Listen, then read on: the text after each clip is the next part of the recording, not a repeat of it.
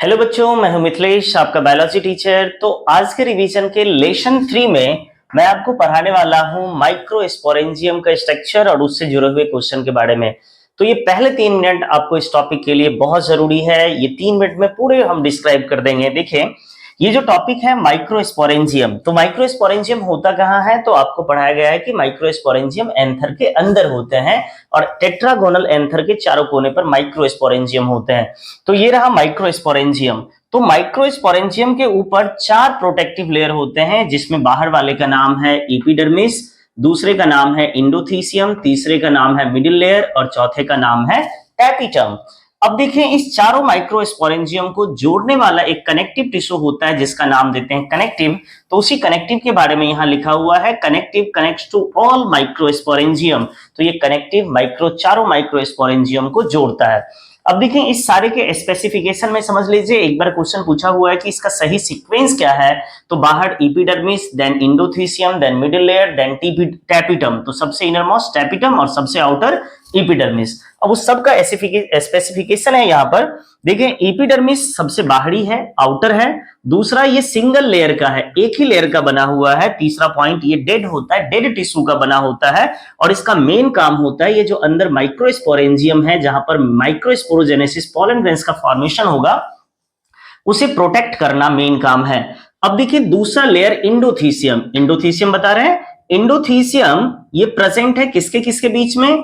Epidermis and middle layer. तो वही लिखे हैं, present between epidermis and middle layer. आप देखिए, ये भी अकेले लेयर का है, तो ये भी यूनिलेयर्ड हुआ। ये देखिए, आउटर डेड था और ये इंडोथीसियम लिविंग होता है और इसका भी काम होता है प्रोटेक्शन।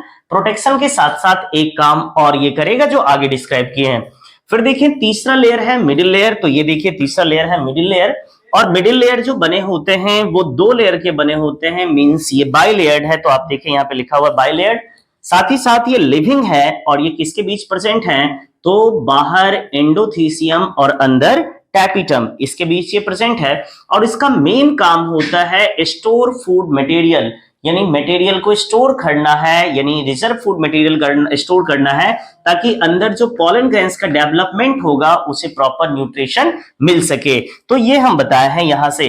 फिर देखिए, इनर मोस्ट लेयर जो सबसे अंदर वाला लेयर होता है टैपिटम होता है, मींस ये इनर मोस्ट लेयर है, ये यूनिलेयर्ड है, ये भी अकेले हैं। और सबसे बड़ी खास बात इसकी ये है कि ये बाई न्यूक्लिएटेड होता है, ये मल्टी न्यूक्लिएटेड होता है। इसके न्यूक्लिएटेड होने का मेन कारण है कि इंडोमाइटोसिस से इसका फॉर्मेशन होता है और ये प्रोवाइड करता है न्यूट्रिशन किसको? डेवलपिंग माइक्रोस्पोर को। यानी इसके अंदर जो माइक्रोस्पोर का फॉर्मेशन होगा, तो ये जो टैपिटम है इस मिडिल लेयर से फूड को लेकर के इस माइक्रोस्पोर को फूड प्रोवाइड करेगा।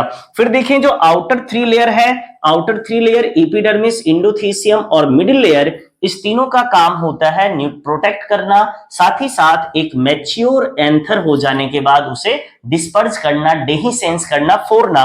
तो वही लिखे हैं, outer 3 layer of microsporangium helps in dehiscence of the develop anther. जब एंथर मैच्योर हो जाता है तो उसको फाड़ने में मदद करता है ये 3 लेयर, जिससे सारे पॉलन ग्रेन डिस्पर्स हो सके और आगे पॉलिनेशन में इन्वॉल्व हो सके। अगर ये वीडियो आपके काम का रहा हो तो लाइक शेयर कमेंट जरूर करेंगे।